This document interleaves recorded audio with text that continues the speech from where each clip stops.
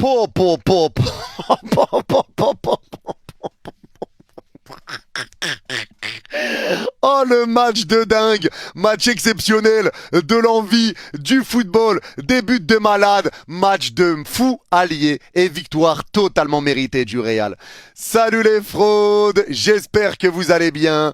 On se retrouve pour une nouvelle vidéo débrief du match entre le Real Madrid et l'Atlético Madrid. Victoire 3-2 du Real Madrid et quel match on a vu, quel match on a vécu, match exceptionnel. Et c'est une victoire ô combien importante parce que tu reviens à 4 points du FC Barcelone et tu mets la pression sur les épaules du FC Barcelone puisqu'après la trêve, le Barça va se déplacer à l'Atlético Madrid avant les matchs en Ligue des Champions. Donc là, la pression passe sur les épaules du FC Barcelone. Là, tu es à 4 points et si le Barça fait un faux pas, tu peux revenir à 1 voire 2 points du Barça tout en sachant qu'il y a encore un Classico à jouer. Donc là, clairement, la victoire était obligatoire dans ce derby pour pas laisser le Barça s'envoler, pour pas leur laisser une cartouche justement contre l'Atlético. Là, tu leur mets la pression et c'est une pression qui va être dure à gérer, mais une pression que les Barcelonais vont devoir gérer. Mais en tout cas, maintenant, la pression est sur les épaules du Barça sur ce prochain match qu'ils vont devoir jouer contre l'Atlético Madrid. Et là, j'ai aussi envie de tirer un grand coup de chapeau à Arbeloa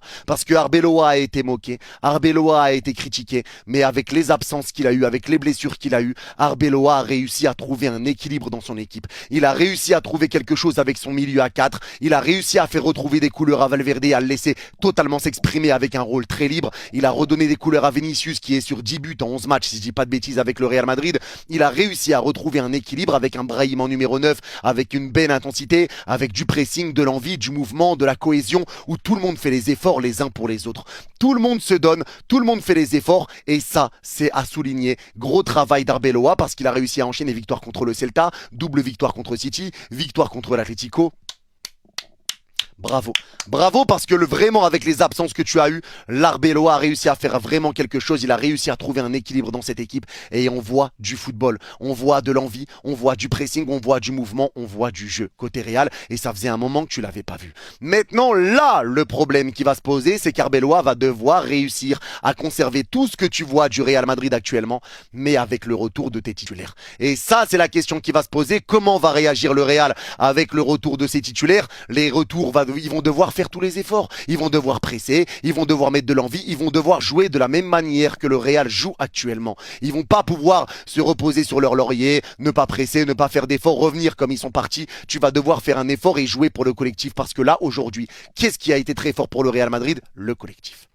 C'est le collectif qui a brillé et tu vas devoir continuer de faire briller ce collectif pour le Real. Mais là, dans ce match, moi j'ai vu un Real Madrid qui a été vraiment très bon. L'Atlético a montré de bonnes choses aussi, mais le Real Madrid a été vraiment très bon. Et sur les premières minutes, les 10 premières minutes, c'est un match où les deux équipes se rentrent dedans, ça se rend coup pour coup, mais tu vois un Real qui presse, un Real qui met de l'envie, qui va chercher l'Atlético très haut et qui récupère les deuxièmes ballons. L'Atlético qui galère et tu le voyais dès le début du match, ça c'était très compliqué pour le bon vieux Normand qui se faisait éteindre par Fran Garcia, par Vini. Il s'est fait découper 4 fois en 2 minutes. Le Real arrivait à se créer beaucoup de situations. Le poteau de Valverde et j'en passe. Il y a eu une situation de l'Atleti qui a été arrêtée par Lunin. Mais sur les 10 premières minutes, ça se rendait coup pour coup. Et l'Atleti s'est rendu compte qu'ils étaient en train de se faire casser la gueule. Ils se faisaient casser la bouche. Donc qu'est-ce qu'a fait l'Atleti? Ils ont rectifié et ils sont partis se remettre en défense, en bloc bas. Le style de jeu de l'Atlético qu'on connaît. Une équipe bien en place pour essayer de contre-attaquer. Et ça a réussi à endormir le Real Madrid. Parce que le Real qui mettait beaucoup d'intensité, qui pressait, dès que l'Atlético s'est mis à rester bien en place et en bas et qui laissait le Real jouer au ballon, au milieu de terrain et dès que tu avançais, là il y avait vraiment un groupe qui se refermait autour du porteur de balle, c'est là que ça a été plus dur pour le Real. Et ça a été compliqué parce que tu t'es laissé endormir, tu as arrêté ton pressing, tu as arrêté de mettre ton intensité et tu as commencé à garder le ballon, à jouer à la balle, à chercher un petit peu des solutions, mais c'était dur de trouver des solutions. Mais tu étais encore là sur les seconds ballons, l'Atleti avait du mal à ressortir, donc tu gardais quand même la maîtrise du match, mais t'encaisses l'ouverture du score à la 33e sur une sublime action de l'Atleti, une action magnifique d'Alvarez pour retrouver Lookman, le contrôle de Lookman, la passe à Ruggieri, le centre talonnade de Simeone, but de Lookman, l'action est magnifique. Elle est magnifique, il n'y a rien à dire, mais c'était sur une domination du Real Madrid.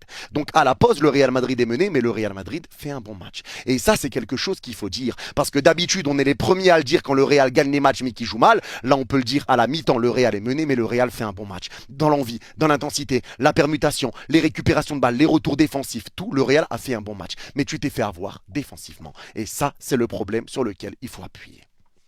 Parce que sur le but que tu encaisses, là, il y avait une très bonne stratégie des joueurs de l'Atleti. Ça a écarté beaucoup le bloc du Real avec les ailiers et les latéraux de l'Atleti qui restaient bien en place. Et ça forçait le bloc du Real Madrid à s'écarter. Et donc, ça laissait de l'espace dans l'axe. Et c'est comme ça que le but est arrivé. Parce que sur le but de l'Atleti, c'est Alvarez qui a le ballon dans sa moitié de terrain. Il met un long ballon. T'as Carvajal dans le rond central. Je ne comprends pas pourquoi. Fran Garcia n'est pas à son poste. Je ne comprends pas pourquoi. Il y a un long ballon qui est repris par Lookman. Lookman contrôle. Il n'y a que Rudiger devant lui.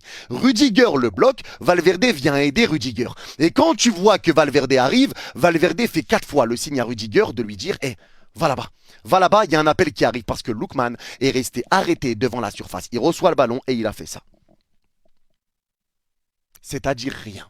Rien. Et il n'y a aucun joueur du Real Madrid qui a mis son pied. Parce que Valverde, il était face à Lookman. Il voyait que Rudiger était devant lui. Donc, il disait à Rudiger, va là-bas parce qu'il voyait l'appel de Ruggieri. C'est pas normal que Lookman ait eu tout le temps de rester sur place sans rien faire, que Ruggieri cavale, qu'il puisse être servi et qu'après il puisse centrer. C'est pas possible et c'est pour ça que Valverde disait, va là-bas. Mais Rudiger n'y a pas été. Il a attendu que la passe de Lookman arrive pour essayer d'aller vers Ruggieri, mais Ruggieri arrive lancé. Donc forcément, t'as un temps de retard et Ruggieri peut centrer. Donc pour moi, il y a eu de la passivité de la part de Rudiger sur le but qui a été encaissé et il y a eu un mauvais placement défensif. Tu t'es fait avoir par le jeu de l'Atlético qui t'a forcé à écarter ton bloc et ils t'ont endormi, ils sont restés bien en place et toi t'as arrêté de presser, etc. T'as gardé le contrôle du ballon et t'as essayé de trouver des solutions comme ça, tout doucement, mais forcément c'est compliqué. Et là t'étais dans une position délicate parce que l'Atleti était dans son football, c'est-à-dire mener au score, pas dominer, mais mener au score et rester en place défensivement.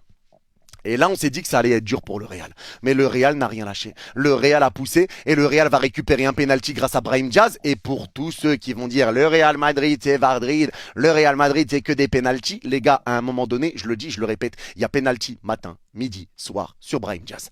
Et maintenant, c'est pas de la faute du Real. S'il y a des penalties pour le Real Madrid, moi je le dis, d'habitude quand il y a des penalties qui sont volés ou autres ou qu'il n'y a pas penalty, je suis le premier à le dire. Mais là, je vous le dis, cette saison, je ne vois pas où le Real Madrid a mis des grosses douilles cette saison. Ou s'il y en a eu, il y en a eu que très peu. Il y en a eu que très peu. Parce que la grande majorité des penalties du Real Madrid, il y a péno. C'est pas de la faute du Real si les défenseurs qu'ils affrontent sont débiles. Les gars, c'est pas de la faute du Real si Ruggieri vient mettre son pied sur Brahim Diaz et qui commet une faute alors qu'il n'y a aucun danger sur Brahim, qu'il est excentré sur la ligne des 6 mètres et qu'il peut rien faire, mais tu mets ton pied, tu lui prends le pied. Mais il y a faute. Il y a penalty. Il y a penalty. Et c'est comme ça que tu te mets dans la sauce. Et pour tous ceux qui parlent de la solidité défensive de l'Atlético Madrid, tu vois quand même que Ruggieri a eu deux fils qui se touchent. Et tu vois également sur le deuxième but que c'est Valverde qui vient presser Jiménez et que tu vois qu'il y a un joueur qui a eu plus d'envie que l'autre. Et que Valverde arrive à reprendre la balle et il met le deuxième. Et ça fait 2-1 en 10 minutes. Le Real a renversé totalement l'Atlético Madrid. Penalty transformé par Vini, bien provoqué par Brahim Diaz. Et derrière Valverde qui met un pressing, le bon pressing du Real Madrid qui a été mis en place. Et derrière tu vas chercher le 2-1. Et ça, je le répète encore une fois, c'est un bon pressing collectif, c'est des bons mouvements, c'est des bons jeux ensemble, c'est des bons retours défensifs, c'est un Tchouaméni qui a été très solide au milieu de terrain. C'est du football.